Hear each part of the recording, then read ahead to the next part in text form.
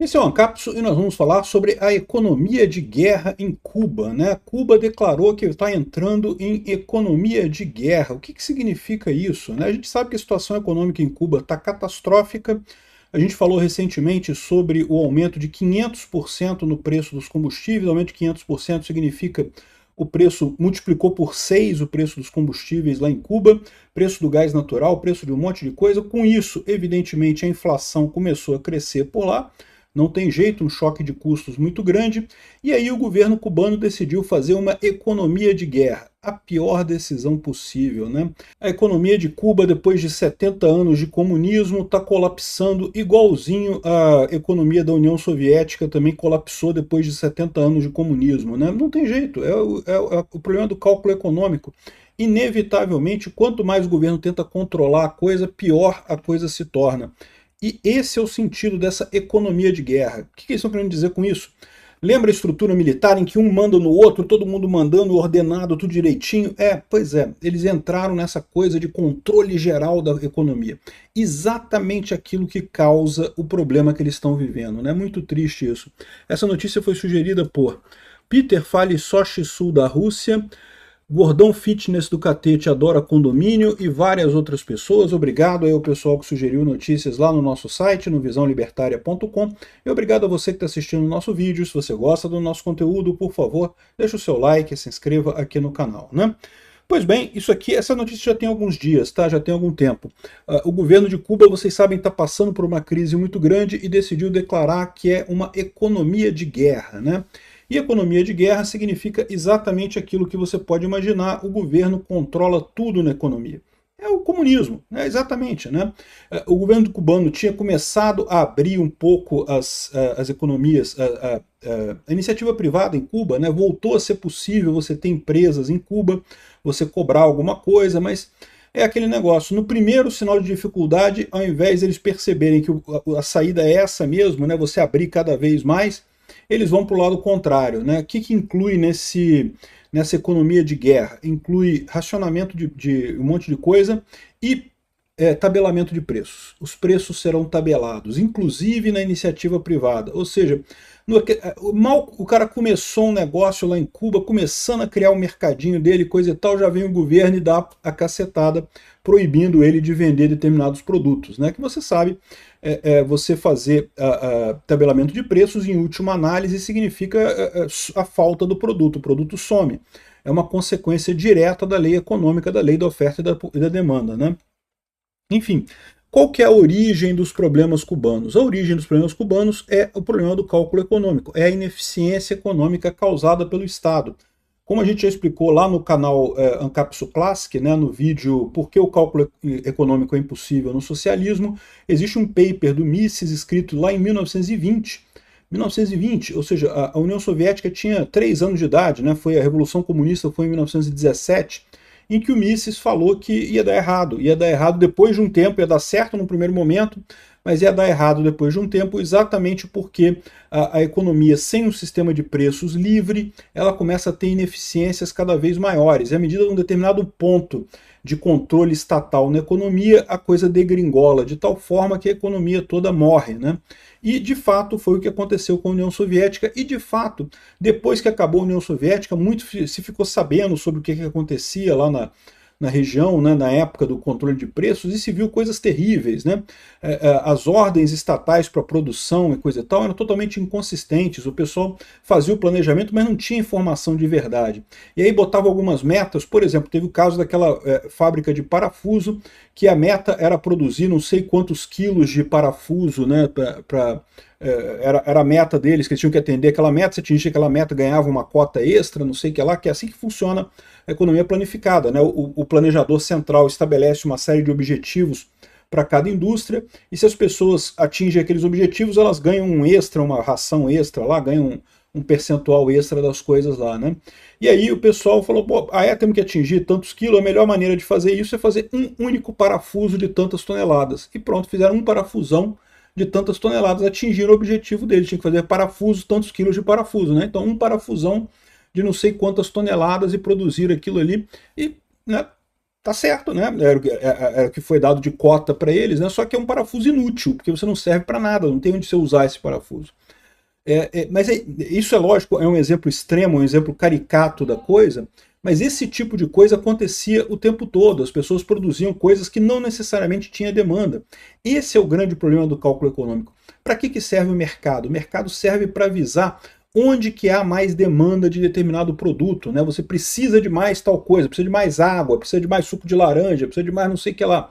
Como é que você sabe que precisa de mais disso? Porque o preço sobe, a demanda sobe daquilo, como a oferta é constante, o preço sobe um pouquinho. E como é que isso atua para fazer, geralmente, você produzir mais daquele produto? Justamente com o aumento de preço.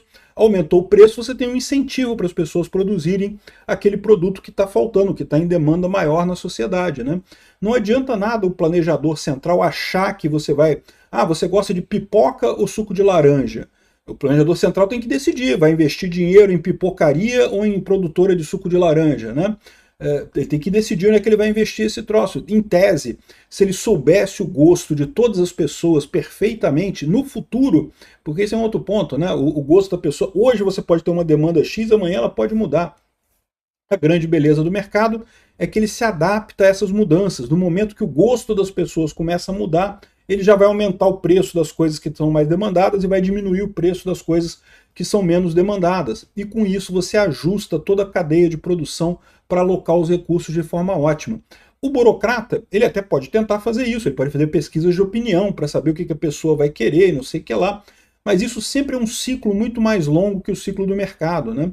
E pior, existem, como diz o Hayek, aliás, saiu o vídeo também sobre a teoria do conhecimento do Hayek lá no canal Ancapsu Classic, um vídeo recente agora, justamente falando sobre isso. O conhecimento disperso na sociedade, nunca que ele consegue ser concentrado na mão de alguns burocratas. Até porque tem quantidades, tem qualidades que não são quantificáveis. São sentimentos que não são quantificáveis. A tristeza das pessoas, a alegria das pessoas, a esperança das pessoas, isso não é quantificável. Então, por mais que você tenha um burocrata que supostamente queira fazer o bem, queira planejar a produção de todas as coisas na sociedade, ele vai falhar inevitavelmente. Cuba é só o mais novo exemplo desse tipo de coisa, está falhando absurdamente e chegou numa situação de que, justamente por estar muito crítica a coisa, o governo resolveu tomar controle de tudo de novo. Adivinha se vai funcionar? Esse é justamente o veneno. Você está usando veneno para tentar curar o enfermo, né? E aqui, ó, a ditadura cubana intensifica o controle sobre empresas privadas. Permitiram empresas privadas na ilha. Aí o pessoal começou a reclamar e pronto, né? Começou a ter problema econômico, mas não por causa das empresas privadas, por causa do planejamento do governo, né? O governo que tem um planejamento ineficiente lá, os carnezinhos de ração e coisa e tal que você ganha. Putz, é uma coisa muito triste isso, né? Por mais que seja bem intencionado, né, de dar alimento para todo mundo, dar trabalho para todo mundo e coisa e tal, na prática não funciona. Aumento do controle sobre as empresas, vai dar certo? Não vai, né? E a gente fala de Cuba porque a verdade é a seguinte, o Brasil tem muito em comum com Cuba, tá? Lula, o referencial de Lula de sucesso em termos de governo é o governo cubano. Esses comunistas velhos aqui da América Latina, todos comunistas de cabeça branca, todos eles acham fantástica a revolução do Fidel Castro, que ele fez e não sei o que lá, e tomou controle, e agora é do povo cubano. E ó, ferrou o povo cubano completamente, né? Desrespeitou a propriedade privada, desrespeitou as empresas que haviam em Cuba, implementou a nacionalização de tudo e coisa e tal, e quebrou o país completamente, porque nacionalização nunca dá certo, comunismo nunca dá certo. Durante um tempo até conseguiu se virar por conta da ajuda da União Soviética, né? A União Soviética mandava dinheiro para Cuba para sustentar o comunismo cubano. No momento que a União Soviética caiu, Cuba já começou a desmoronar. Mas é curioso você notar um outro aspecto, tá? A população de Cuba caiu 18% entre 2022 e 2023. 18%, é quase 20%. Um quinto dos cubanos foi embora de Cuba. Por que está acontecendo isso com tanta força agora? Aí é que está a novidade que eu digo aqui, é a informação descentralizada. É isso que está fazendo essa crise de Cuba ficar ainda pior do que as crises no passado. Por quê? Porque no passado Cuba era muito fechada, o pessoal não tinha informação do exterior. Então o cubano estava completamente na merda, mas ele acreditava que o resto do mundo estava na merda também. Hoje em dia não tem mais isso, como tem celular, como tem internet, como tem isso daí, por mais que a internet em Cuba seja muito precária, por mais que celulares não sejam coisas fáceis por lá, as pessoas começam a tomar contato em como é que está o mundo no exterior. E o pessoal percebe que, pô, até, não vou nem falar Estados Unidos, mas até o Brasil está melhor do que Cuba, ou seja, qualquer lugar que o pessoal for é melhor do que Cuba. E o pessoal começa a ir embora, começa a desistir. E é o que eu falo que é uma coisa que a gente já está vendo acontecer aqui no Brasil. Eu e muita gente no Brasil já está olhando para o Brasil falando, caramba, isso aqui não tem jeito, cara. Isso aqui nunca vai para frente. Isso aqui sempre vai ser esse lixo estatista de controle absoluto de uma classe dominante retrógrada, burra, idiota, né? Que insiste em manter o poder e consegue manter esse poder com pura violência. Olha o que estão fazendo com o Bolsonaro aí. Ou seja, e nunca vamos sair disso, né? O Brasil, infelizmente, está fadado ao fracasso. E aí as pessoas começam a desistir e a ir embora.